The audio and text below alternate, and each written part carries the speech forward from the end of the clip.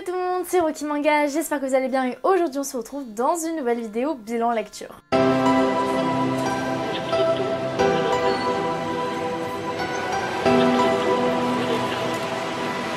Alors tout d'abord je tiens à m'excuser parce que si vous m'avez suivi sur Insta, vous avez dû voir mes petites aventures. Mon micro a pété et du coup je suis de retour avec un nouveau micro. N'hésitez pas à me dire en commentaire si le son est moins bien ou mieux qu'avant. Et c'est aussi pour ces raisons que la vidéo aura sûrement un peu de retard parce que je tourne sa vidéo jeudi soir pour vendredi après-midi, donc ça va être très compliqué. Enfin bref, on passe sans plus tarder à la suite et j'ai des pépites à vous présenter. Et raison de plus pour me suivre sur Insta, j'ai un nouveau tatouage qui est incroyable et vous m'avez suivi sur Insta dans tout le processus, que ce soit avant de me faire tatouer, quand je me suis fait tatouer et après je vous poste régulièrement des updates de comment ça se passe. Donc n'hésitez pas à aller me suivre, c'est un peu là-bas que tout se passe. Et ce mois-ci, encore une fois, énormément de nouvelles séries incroyables. J'ai tout d'abord commencé un manga que je voulais commencer depuis un moment, je vous saoule avec ça, c'est Vinland Saga. Alors Vinland Saga, pour ceux qui ne savent pas, c'est un seinen qui parle de vikings. Et tout simplement, à l'époque, les conditions de vie étaient un petit peu compliquées dans leur pays, voilà, il faisait de plus en plus froid, ils avaient du mal à survivre. Et du coup, ils partent à la recherche du Vinland, qui est soi-disant une terre promise avec... bref, tout est beau, tout est mignon, ils veulent partir là-bas, mais sous un fond de guerre et de conquête quand même qui est très sympa. Donc, qu'est-ce que j'ai pensé de ces 3 premiers tomes? Eh ben, j'ai pas du tout été déçue, même si d'habitude, je suis souvent déçue des mangas comme ça que j'attends de lire depuis longtemps, parce que forcément, j'ai des attentes qui ne peuvent pas être dépassées. Mais là, vraiment, j'étais pas déçue, clairement, Vinland Saga, c'est incroyable. Je comprends pourquoi certains disent que Vinland Saga est un des meilleurs seinen qui existent. Sincèrement, c'est incroyable. Après, du coup, voilà, j'ai lu que les 3 premiers tomes. J'ai super hâte de lire la suite. Mais comment vous dire que j'essaie de les trouver d'occasion. En fait, j'ai trouvé tous mes tomes de Vinland Saga d'occasion, mais c'est quand même assez dur à trouver. C'est-à-dire qu'en 2 mois, j'ai trouvé que 4 tomes. Donc comment vous dire que voilà. Enfin bref, c'est un très bon manga, je vous recommande largement et on passe à la suite. Vous avez dû le voir dans le titre, j'ai commencé Kaiju No. 8 50 ans après tout le monde, je sais, et j'ai lu du tome 1 à 4 de Kaiju No. 8. Alors, qu'est-ce que j'en ai pensé? Et il faut savoir que moi, tout ce qui est énorme hype, comme il y a eu autour de Kaiju au début, ça me freine beaucoup. En fait, j'aime pas du tout cette hype et je préfère qu'elle redescende avant de commencer une œuvre. Et je l'ai lu, et alors, d'un aspect critique pur, c'est vrai que le manga est un shonen assez classique, mais si vous savez pas, j'adore les shonen et la manière dont c'est construite, je trouve que Kaiju c'est un excellent manga dans le sens où il y a exactement ce qu'il faut d'humour, d'émotion et d'action, qui selon moi sont les 3 grands piliers qui font un bon shonen. Enfin bref, je pense que la plupart d'entre vous connaissent, mais voilà, si vous voulez avoir mon avis là-dessus, oui, j'ai adoré parce que moi il y a tout ce qu'il faut dedans et c'était un super manga, donc je vous recommande largement à ceux qui n'ont pas encore commencé. Ensuite, j'ai lu le tome 1 de Undead Unluck et pour moi c'était une relecture et il y a quelques relectures d'ailleurs parmi les mangas que j'ai lus ce mois-ci parce que Undead Unluck c'était le manga que j'attendais le plus en septembre 2021 et j'avais été très déçue par le tome 1. Je ne l'avais même jamais fini et je me suis dit bon, quand même, c'était le moment, il fallait au moins que je finisse le tome 1 pour faire un réel avis sur l'œuvre. Et c'était aussi à une période où je lisais moins de shonen, donc je me suis dit voilà, il y avait entre guillemets rien qui allait dans mes conditions pour lire ce manga pour que je l'aime, donc selon moi c'était normal que je l'avais pas trop aimé. Et effectivement je l'ai relu et j'ai toujours pas adoré, ça reste toujours un manga moyen selon moi, mais j'ai déjà beaucoup plus apprécié que la dernière fois. Par contre, dans ce tome 1, il se passe énormément de choses, il y a beaucoup d'informations, c'est pas du tout mal construit, c'est pas du tout mal dit, au contraire je trouvais ça très bien, sauf que voilà, quand tu me donnes trop d'informations, ça m'étouffe un peu. Donc comment te dire que voilà, je préfère quand les tomes vont un peu plus lentement, mais d'ailleurs les tomes 2 et 3 et je vais les lire parce que maintenant j'ai envie de savoir la suite de Undead Unluck. Ensuite, un manga que j'ai adoré découvrir ce mois-ci, c'est tout simplement LP The Soul Sender. Pour ceux qui ne savent pas, il y avait un pack découverte en fait aux éditions Kiun, le tome 1 acheté, le tome 2 offert. Et je suis très contente de l'avoir pris. En fait, pour vous dire un peu le mood, c'est un peu dans le mood de l'atelier des sorciers, Touhou chez Meian, voilà ce genre de manga. Et ici, on va tout simplement suivre un monde magique où il y a des esprits divins qui protègent entre guillemets les villages. Sauf que arrive un moment où ces esprits meurent et quand ils meurent, ils deviennent tout le contraire d'avant, c'est-à-dire ils deviennent très nocifs pour les humains, il va jusqu'à les empoisonner, etc. Et c'est pour ça qu'il existe des Soul Senders qui amènent les esprits dans un autre monde, ce qui fait que voilà, ils passent à l'au-delà et donc ils sont plus nocifs pour les humains sur la Terre. Et qu'est-ce que j'en ai pensé? J'ai adoré parce que c'était très poétique, les dessins étaient magnifiques, il y avait beaucoup d'émotions et même si on dirait pas, je sais, les actions étaient incroyables, il y avait des combats très stylés, très palpitants et tout. Donc voilà, c'est un petit seinen de chez Kiun que je vous recommande grandement. Et d'ailleurs, bah j'ai lu le tome 2, c'est juste que genre j'ai lu le tome 1 le 31 et le tome 2 le 1er juin. Ah bah donc du coup ce sera dans 2 vidéos, mais dans tous les cas j'ai adoré les 2 tomes. Ensuite là je ne les ai pas avec moi, c'est le tome 1 et 2 de One Piece. Parce que je vais pas vous refaire le speech, maintenant vous devez me connaître, vous devez savoir que j'ai commencé One Piece en regardant l'anime quand j'étais très jeune et du coup je m'en souvenais pas et j'ai commencé le manga de One Piece à l'apparition du tome 66. Donc depuis le tome 66, tous les 2 mois, j'achète un tome de One Piece. Mais bah du coup je me rappelais plus du début étant donné que je l'ai vu en animé il y a excessivement longtemps. Et ben voilà, je me suis dit que j'allais recommencer One Piece, donc là j'ai racheté le mois dernier du tome 1 à 7 de One Piece. Et j'ai lu les tomes 1 et 2 et j'ai adoré. De toute façon je pense que j'ai pas à vous présenter One Piece, j'ai adoré. Donc voilà, manga suivant.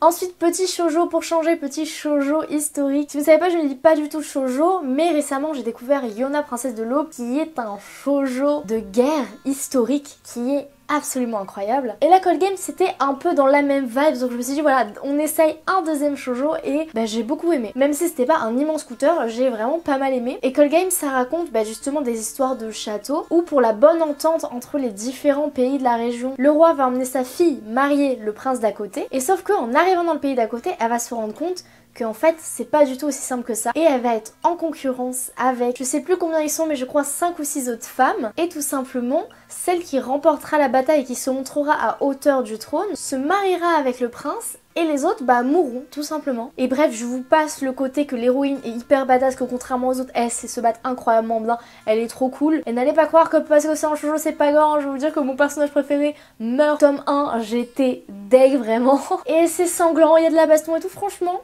Call Game, super bon shoujo. Ensuite là on arrive dans ce que j'appelle mes mangas refuges. C'est-à-dire que c'est des mangas que j'aime énormément et qui me font beaucoup de bien parce qu'ils transportent dans un univers totalement différent d'une autre et qui sont super cool.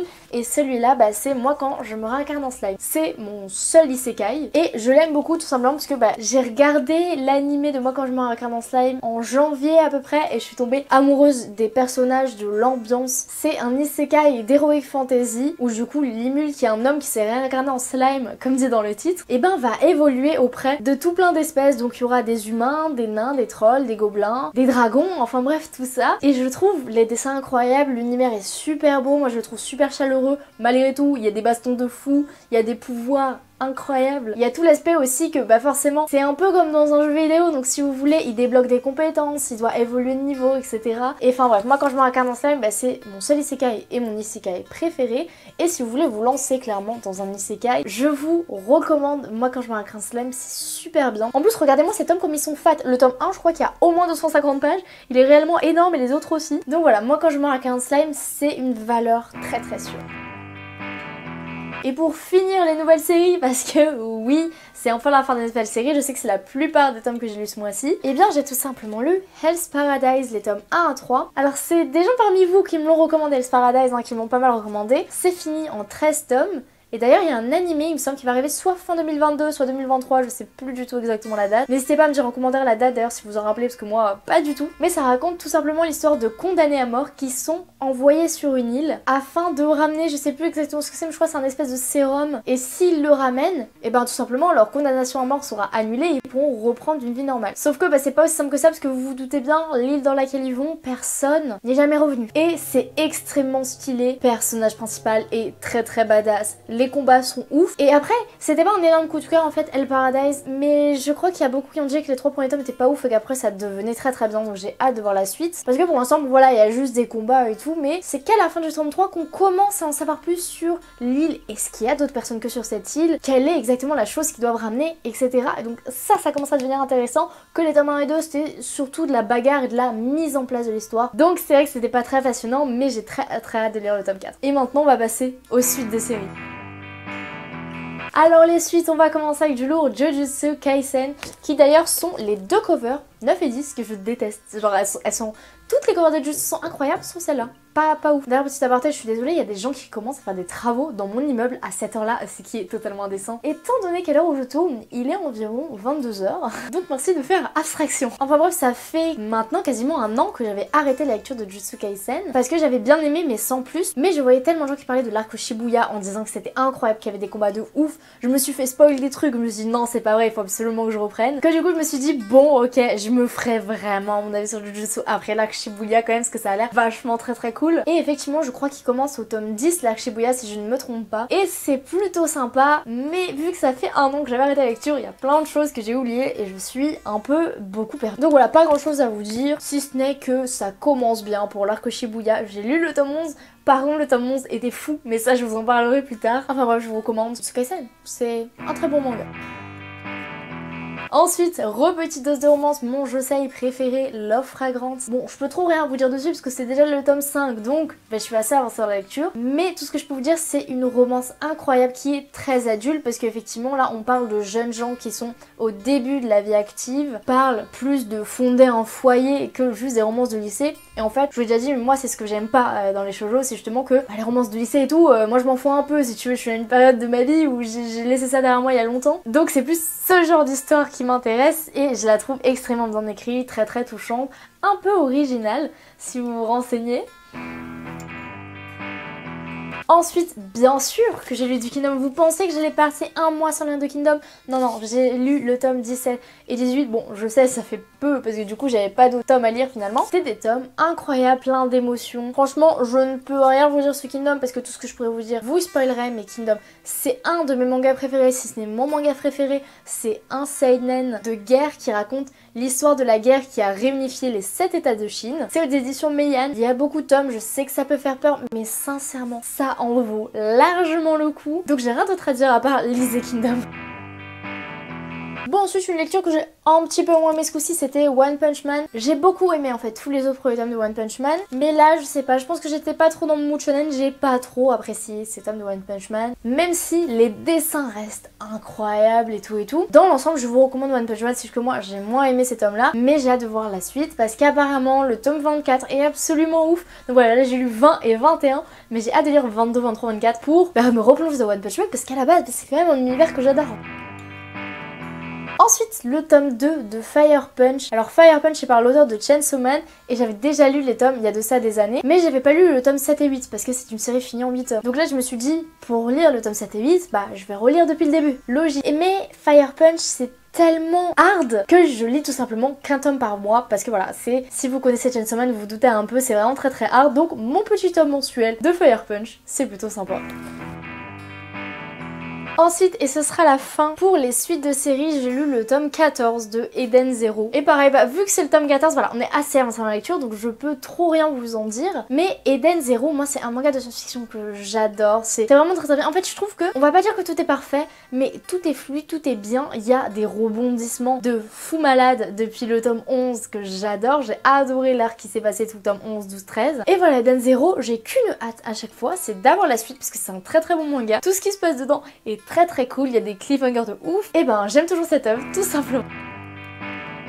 On va passer aux 5 derniers mangas. Et les 5 derniers mangas, qu'est-ce que c'est? C'est les mangas qui sont sortis, soit au mois d'avril, soit au mois de mai, mais on va dire que c'est les sorties mangas du mois. Parce que oui, je suis un peu en retard dans mes lectures, c'est-à-dire que les mangas qui sont sortis au mois d'avril, je les ai tous achetés, mais j'en ai lu aucun. Si vous avez suivi mon bilan lecture du mois d'avril, j'ai lu aucune sortie. Donc je me suis un peu rattrapée ce mois-ci, on va dire. Et on va commencer avec le tome 8 des Carnets de l'apothicaire. Alors, le tome 7 était mon tome préféré depuis le début. Donc forcément, celui-là ne peut pas rivaliser, mais il est quand même très haut dans mon classement des tomes préférés. Les Carnets de l'apothicaire, c'est un seinen incroyable, avec des dessins de fou. De toute façon, vous devez le voir à la cover qui est absolument ouf. Dites-vous que les dessins sont encore mieux à l'intérieur. Et tout simplement, on arrivait dans une phase où on apprenait à connaître un peu plus la protagoniste et son histoire, son passé. Et en fait c'est assez drôle parce qu'on l'apprend en même temps qu'elle en fait. C'est des choses qu'elle ignorait elle-même sur son passé et c'est à la fois tragique et assez drôle à voir. Du coup tu te sens vachement investi dans l'histoire. Voilà, moi c'est un seinen que j'aime beaucoup.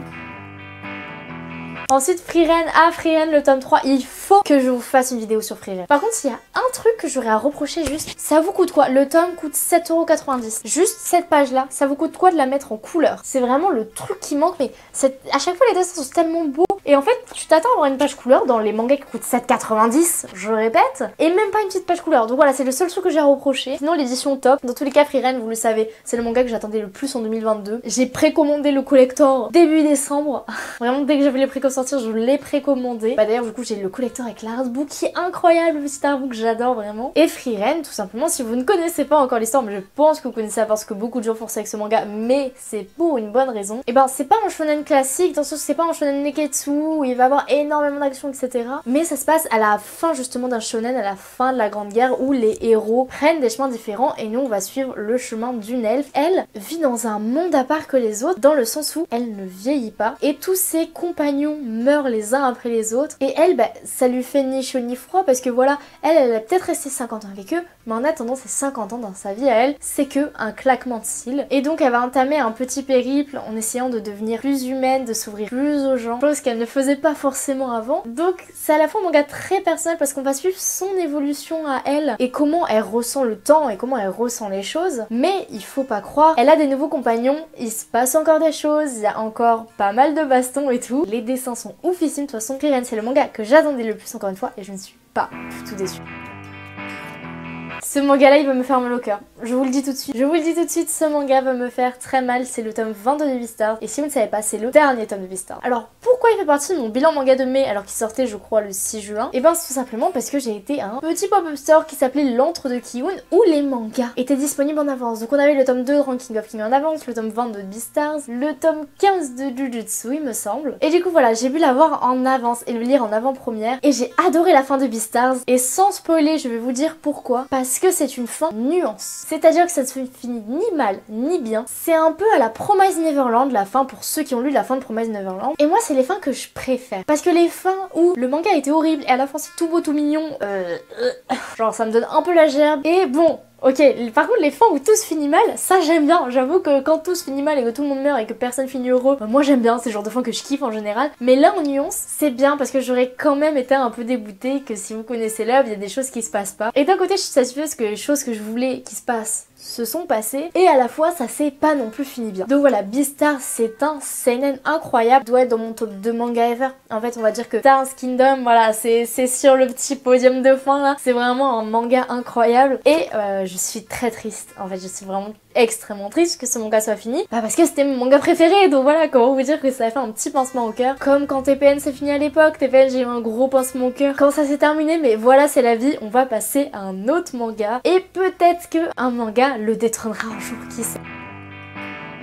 Ensuite toujours dans le gore Gannibal. Donc on va suivre un policier qui arrive dans un village qui a l'air clean sous tout rapport. Et bah vous vous en doutez tout de suite, Gannibal, bah il y a peut-être des gens qui sont cannibales dans le village. Mais ça on le sait pas trop, ça c'est à vous de le lire pour le savoir. Je suis désolée mon chat a bougé mais c'est parce que j'ai remis mon micro, voilà pour ceux que ça stresse. Enfin bref, Gannibal c'est horrible. La fin, comment vous dire? Quoi s'arrête la fin? Heureusement que... Bah attendez, en fait je viens de recevoir le tome 9, là il y a 5 minutes avant de tourner cette vidéo. Donc comment vous dire que je suis super contente et que là je n'attends qu'une chose, c'est de finir cette vidéo pour aller lire le tome 9 de Gannibal. Parce que ça se finissait sur un truc, mon dieu, c'était... Ah, c'était horrible, ces genres de scènes, ça se finit la suite en mode c'est fini? Non, c'est pas fini, non, je veux la suite. Donc voilà, Gannibal, c'est incroyable si vous aimez les trucs, soit thriller, enquête, ou les trucs un peu gore, un peu horreur et tout. 100% c'est fait pour vous. Moi, perso, j'aime pas du tout les trucs gore, horreur et tout ça, David. Mais là, je suis tellement pris dans l'histoire que... Vas-y, j'ai un peu peur, mais vas-y, c'est pas grave, c'est quand même bien.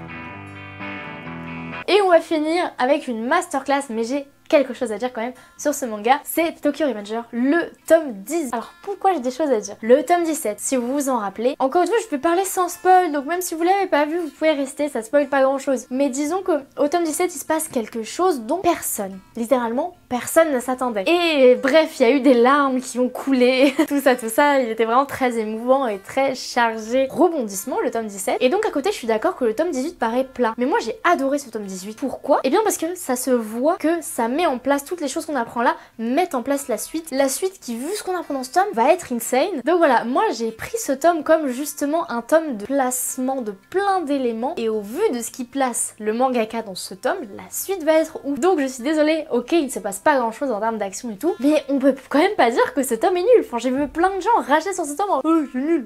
Non, ce tome est incroyable, c'est juste que vous ne savez pas voir le futur. Enfin bref, moi j'ai beaucoup aimé ce tome, et du coup bah, il m'a donné super envie de lire la suite. Enfin bref les amis, voilà c'est la fin de cette vidéo, j'espère que vous aurez plu. Je suis désolée, elle était un peu longue, mais comme d'habitude voilà, les bilans lecture sont un peu plus longs. Après moi, c'est les vidéos que je préfère tourner. Je sais que c'est pas du tout les vidéos qui marchent sur ma chaîne, mais j'aime tellement vous parler de mes lectures, vous dire mon ressenti, voir ce que vous en commentaire vous avez répondu. D'ailleurs n'hésitez pas à commenter si vous voulez parler de lecture etc, si vous voulez qu'on parle d'un manga, parce que je réponds à tout le monde. Et si vous voulez parler d'un truc qui spoil, envoyez-moi un DM Insta parce que je ne veux pas de spoil dans les commentaires. Enfin bref, merci à tous d'avoir regardé cette vidéo. Encore une fois, regardez mon tatouage, il est grave beau. Bon, je sais pas si vous voyez, mais vas-y, moi je suis trop fière. Enfin bref, salut les amis, moi je vous dis à très bientôt dans de prochaines vidéos. Bye bye.